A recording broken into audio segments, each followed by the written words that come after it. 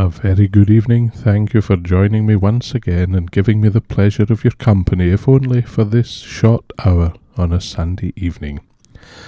Well, let's get the music started, and you'll know what I mean when I say, for this first one, look out above.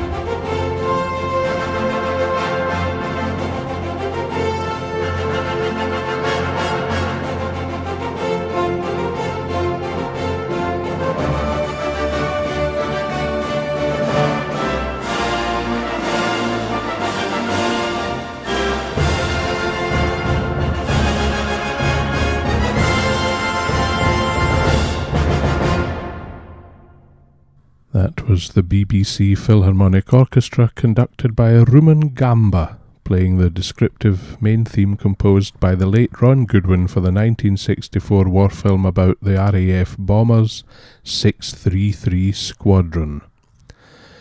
Ron Goodwin was a very prolific person in the world of music in the middle part of the 20th century, between composing film music, arranging orchestral accompaniments for the star singers of the day, and conducting concerts throughout the country. He used to occasionally come to Glasgow to conduct light concerts with both the BBC Scottish Symphony Orchestra and the RSNO, and he also made a number of trips up to conduct the orchestra in concerts at the RSAMD, as it was then, or the RCS as it is now, bringing his own wonderful music library to build concerts from. And he had such a wonderful rapport with the students there, who admired and respected him so much. Sadly, with increasing age came increasing respiratory problems for Ron, and there was one occasion when it was so bad that he ended up slumped over the music stand during the rehearsal, and everyone really did think it was curtains. However, he went outside, had a couple of cigarettes, and came back in as right as rain. And talking about the trials of age, an elderly relative of mine got to the stage where she needed her chair and her bed raised up so that she could get in and out of it more easily. So too was her toilet bowl extended upwards with the help of a freestanding separate toilet seat, which sat on the floor on 4 sturdy legs and went across the top of the toilet bowl and therefore placed you about 14 inches higher than the edge of the bowl. When it was first fitted, I said to her, "That's a handy thing." She replied, "Handy? I hate it. I go through there every morning and it's like reenacting a scene from 633 Squadron."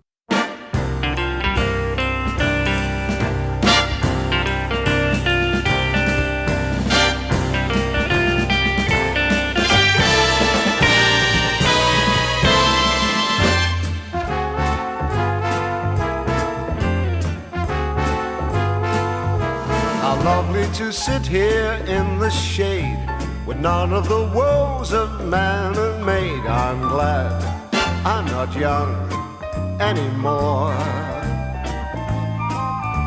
The rivals that don't exist at all, the feeling you're only 2 feet tall. I'm glad that I'm not young anymore. No more confusion, no morning after surprise, no self-delusion that when you're telling those lies, she isn't wise. And even if love comes through the door, the kind that goes on forevermore, forevermore is shorter than before. Oh, I'm so glad that I'm not young anymore.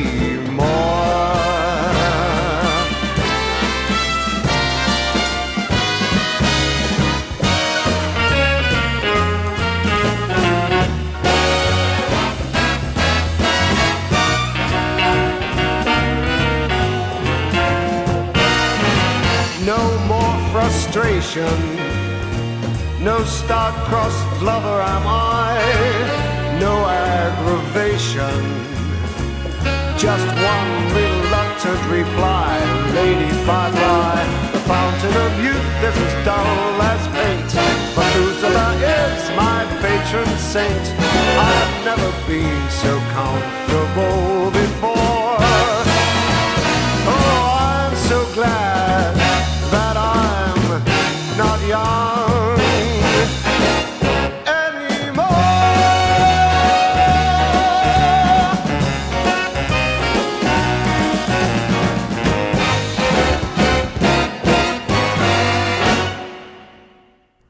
The late Terence Parsons, better known in his professional life as Matt Monro, with a song originally sung by Maurice Chevalier in the film Gigi, I'm Glad I'm Not Young Anymore. I think everybody judges the age of others entirely from the viewpoint of their own age, and although they probably envy the physical youth and health of younger generations, they also look on to the folly of youth with mild amusement. No matter how old we are, we all feel very mature and lament the onset of age. And yet to people a couple of generations ahead of us, we're considered to be mere children. I often quote the wonderful line from the brilliant 1980s American sitcom The Golden Girls, which was about 3 women in their 60s sharing a house, and also living with them was of course one of their 80-something-year-old mothers, who had the most brilliant line in one episode. She had the most brilliant lines in all the episodes, but this one particular one always sticks with me. When following a disagreement with her daughter, she said to her friend, "Kids today, they get to 60 and they think they know everything."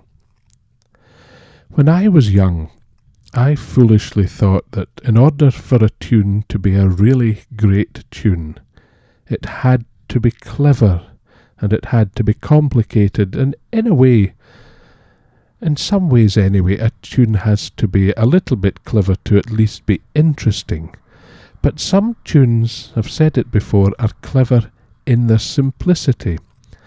And I'm going to play you a melody now which you may or may not know, by the 19th century French composer Gounod, from whom we heard last week in his famous Jewel song from Faust. This melody, once we reach the main tune that comes in on the strings, is perhaps the simplest melody in all of classical music. It's composed entirely of the major scale. It doesn't have a single sharp or flat in it. You could play it in C major on the piano without touching a single black key. It has no unexpected chromaticism in it at all, and there are very few notes in the melody that are actually shorter than a whole beat.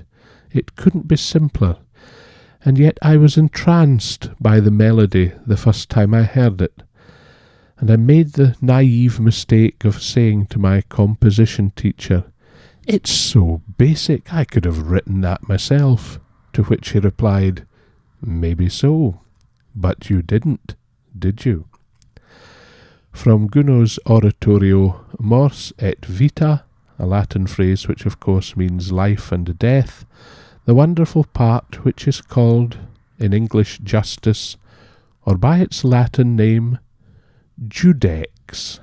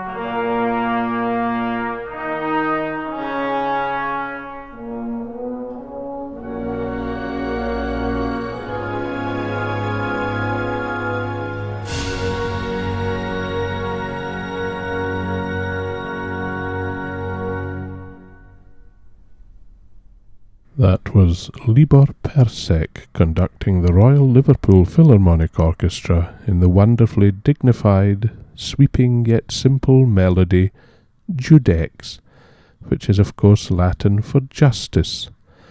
And I wonder if Gounod deliberately composed a piece so open, honest, balanced, and without any tricky corners to trap you, to portray that which is perhaps everyone's ideal concept of justice.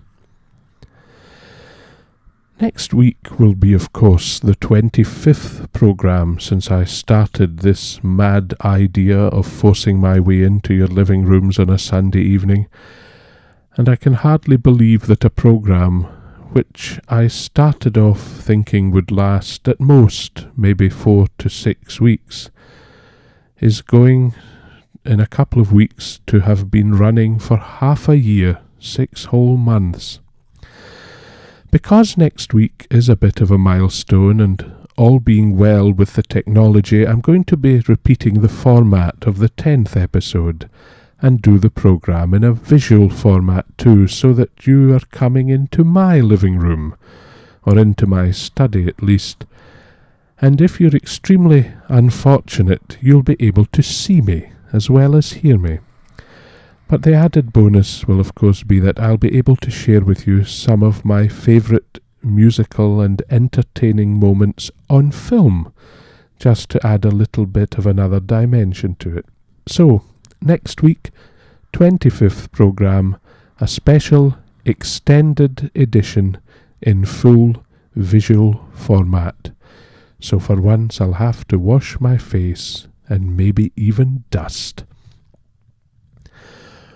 When you think back to the great sopranos of Hollywood, the first names that probably leap into your mind are people like Deanna Durbin, Jeanette MacDonald, Catherine Grayson, Jane Powell. But here's another lady who fell into that same bracket as a very beautiful actress with a very beautiful soprano voice. It is, of course, the lady who starred in such films as The Student Prince and The Great Caruso, the lovely Anne Blythe.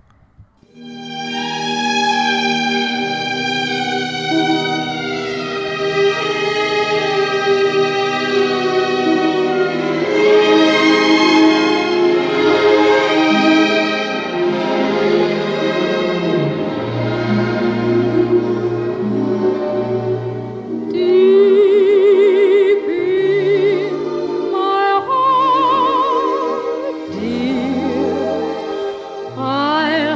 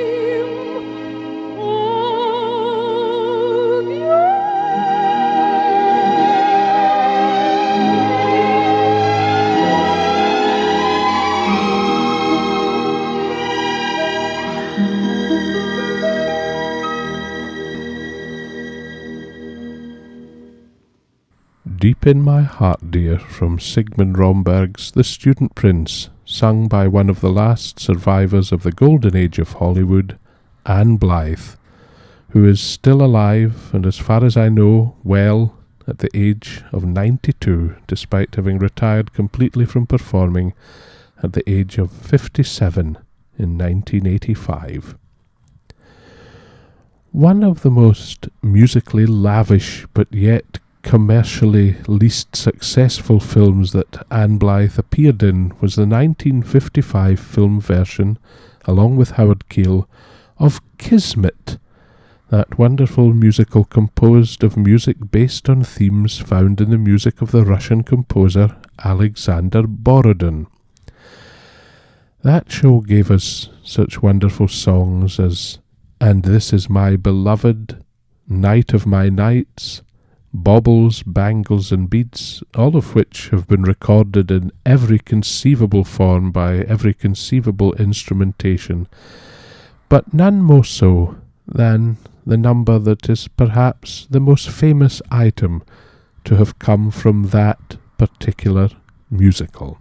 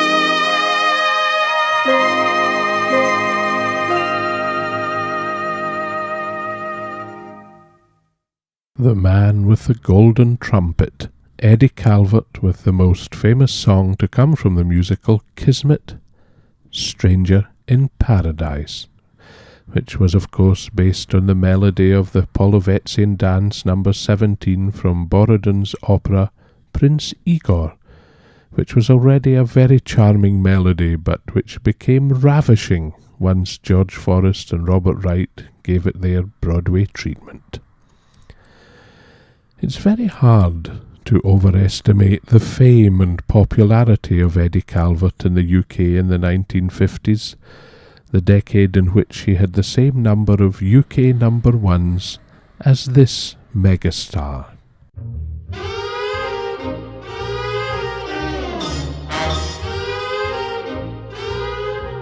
'Twas on the Isle of Capri that I found her, beneath the shade of an old walnut tree.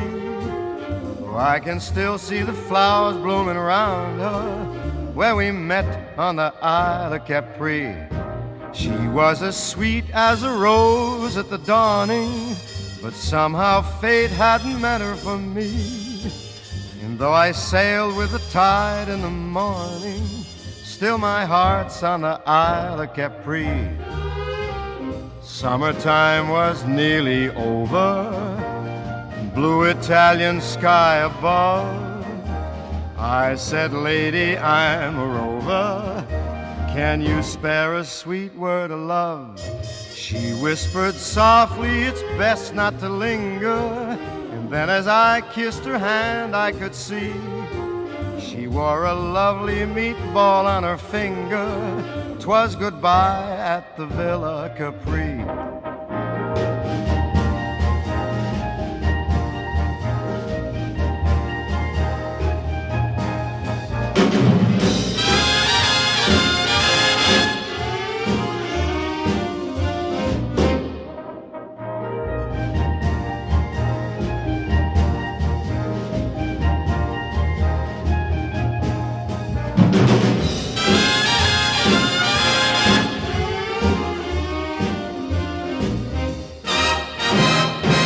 Summertime was nearly over, blue Italian sky above.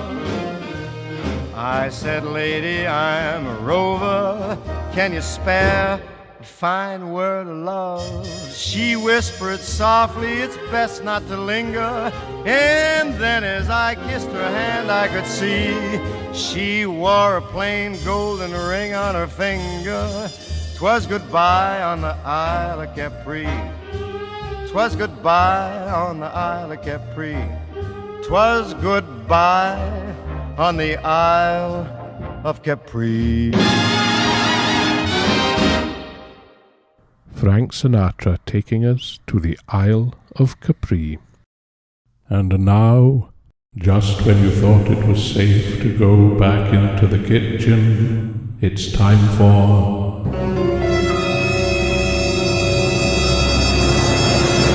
the recipe.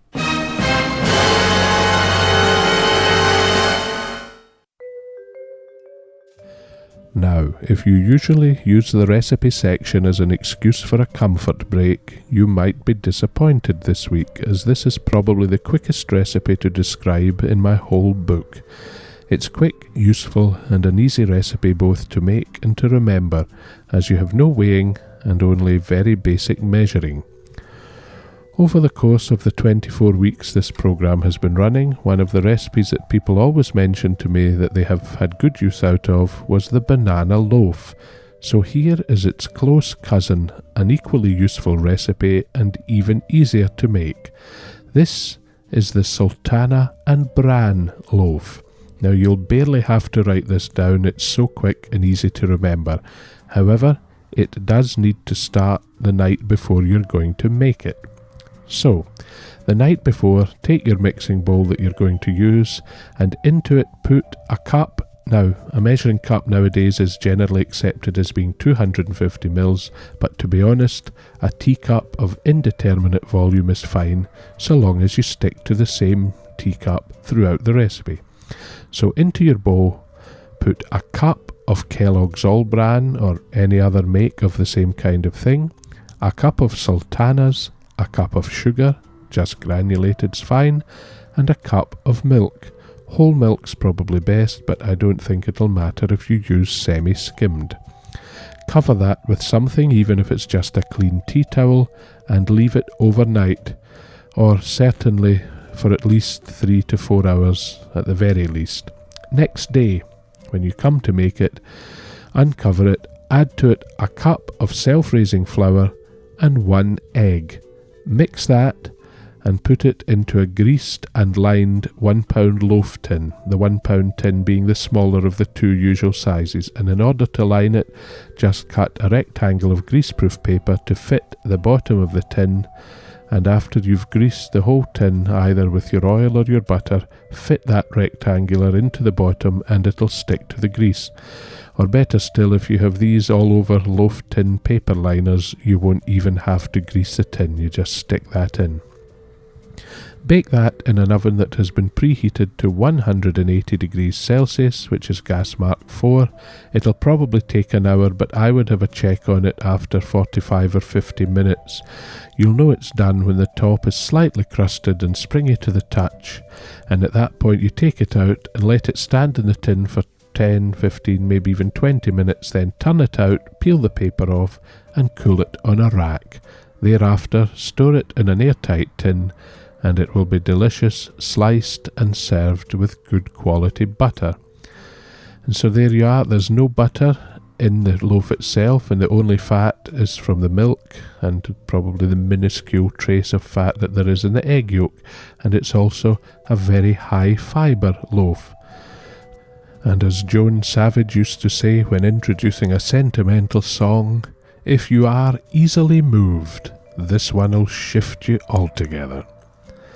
As always, the recipe will be available to download from the radio broadcast page of my website at www.gordoncree.co.uk, and I'll put a link to that later this evening below this video on YouTube, and also a link to it on the At Home with Gordon Cree page of Facebook.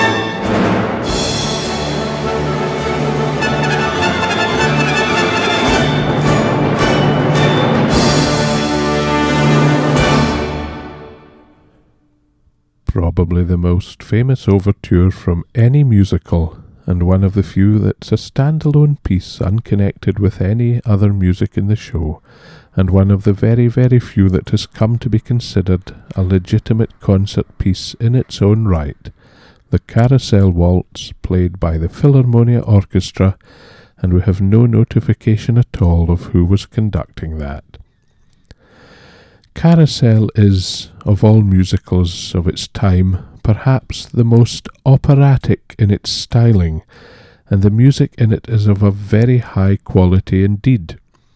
A few years ago, Opera North toured a fabulous production of that, and to see it performed as it was originally intended, with an enormous chorus and the lead roles being taken by proper developed voices, and most thrillingly of all, for me at least, a full symphonic-sized orchestra of at least 60 players in the pit.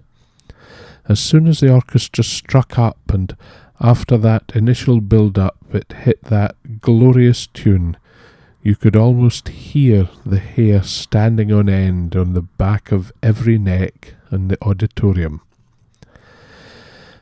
Sometimes, in the same way that music can have that thrilling effect on you, a particular voice, and I don't mean in this case a singing voice, I mean just a speaking voice, can have that effect on you.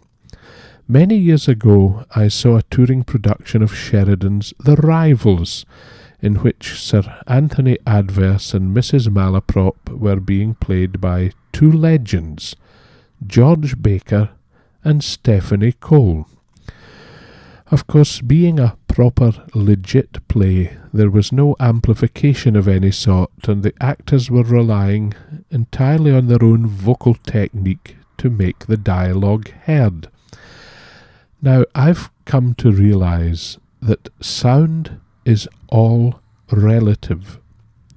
In a reasonably well-designed indoor space, if it is quiet enough, and that's the key, you can hear anything that goes on in that space, however quiet, providing the audience is quiet and their ears are attuned to the sound level.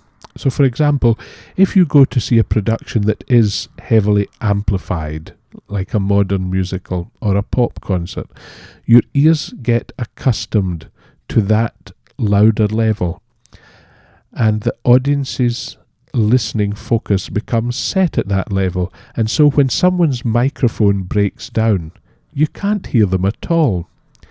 And yet you could go to that same theatre the next night to a play which is completely unamplified, and someone could stand on the same spot, on that same stage, speaking in a stage whisper, and you would hear every word. Rather like when you go to see a ballet and the orchestra are playing in the pit, and yet when the dancers move, you can actually hear the swishing of the silk material in their skirts. I remember many years ago a member of a theatre staff coming backstage and saying to Kenneth McKellar during the interval of what was an acoustic concert with no microphones, "Some of the audience are saying, Mr. McKellar, that they can't hear you." To which he replied, "Well, they're not listening hard enough." However, back to the story about going to see The Rivals. The cast were all working without microphones, and we could hear them all very well. However, Stephanie Cole, as Mrs. Malaprop, was working in a rural English accent and putting on an appropriate voice that wasn't really her voice, and she was really very, very good indeed. But at the end, she made the curtain call speech about they were taking a collection for the Actors' Benevolent Fund and that sort of thing, and she stepped forward and started to speak in her own voice, not Mrs. Malaprop's voice, and it was wonderful. Apart from the fact it was a very familiar voice if you'd grown up watching her on television, the depth and the quality of her speaking voice was really quite unexpected. It was like the deep chime of a great bell, and it showed just how much impact the sound of a really good speaking voice can have. One of my great uncles was a leading Shakespearean actor of his day, and he had the most wonderful voice, and sadly eventually fell in hard times and didn't work for quite a few years, until a director friend of his decided to take a chance on him and give him a walk-on part in a Shakespearean play or a classical play of some sort. And he had a very minor role where he just had to walk on, and he only had one line of 2 words to say. He had to enter and stand very dramatically and say, "It is." That was all, just, "It is." And he was so keen to do it right that he practiced for weeks. "It is. It is." Of course, he did a lot of work for the poor. He was the backbone of the soup kitchen, and he would be up and down serving the soup, practicing, "It is." Well, the opening night of the play came, and he made his dramatic entrance, and a hush fell over the auditorium, a silence so intense that the mere shifting of a pan drop from one molar to the other ricocheted like a musket volley. And he stepped to the front of the stage, and he said, "Is it?" The director said, "You're fired." He said, "You can't do that. I know the part backwards." The world of the brass band is still as active and alive today as it ever was, and the quality and breadth of the music that's available to brass bands now has moved on a great deal from the oompa marches of yesteryear, and almost everything that exists for orchestra or ensemble of any description probably exists in a brass band version. The skill of the players and arrangers these days is just phenomenal, and so I thought we should hear from the award-winning Brighouse and Rastrick Band and a cornet solo of a beautiful Irish melody, which I dedicate to all my Irish friends, and equally to all my friends who are not Irish by birth, but who place a great importance on their Irish heritage.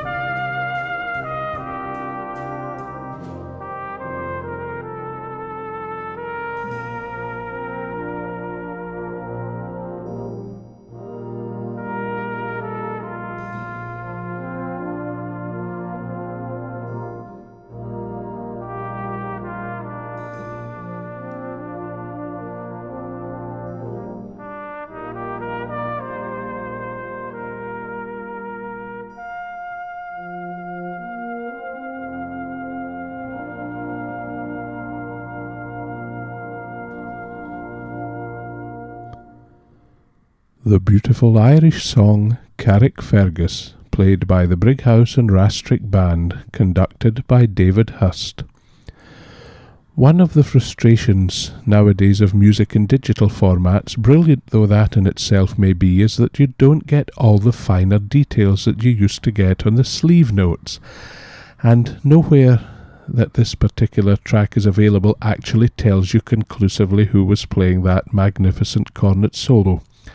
However, with my detective hat on, I was able to discover that that recording was made in 2004, at which time the principal cornetist of the band was the very famous Alan Morrison, and I therefore would assume beyond all but the merest shadow of a doubt that that would have been he who was playing the solo on that recording.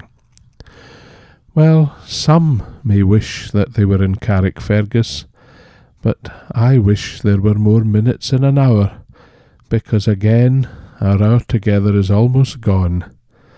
I think there's probably just about time to fit one more number in, and I think I'll give the last word this week to the late Andy Williams, who brings us a kind thought for the week ahead.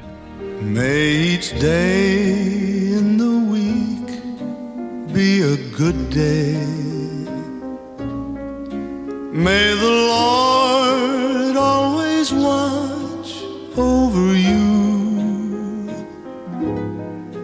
and may all of your hopes turn to wishes, and may all of your wishes come true. May each day in the month be a good day. May you make friends with each one you meet, and may all of your daydreams be memories, and may all of your memories be sweet. The weeks turn to months, and the months into years. There'll be sadness and joy, there'll be laughter and tears. But one thing I pray to heaven above, may each of your days be a day full of love. May each day in the year be a good day. May each dawn find you happy and gay, and may all of your days be as lovely as the one you shared with me today. May each day of your life be a good day and a good night.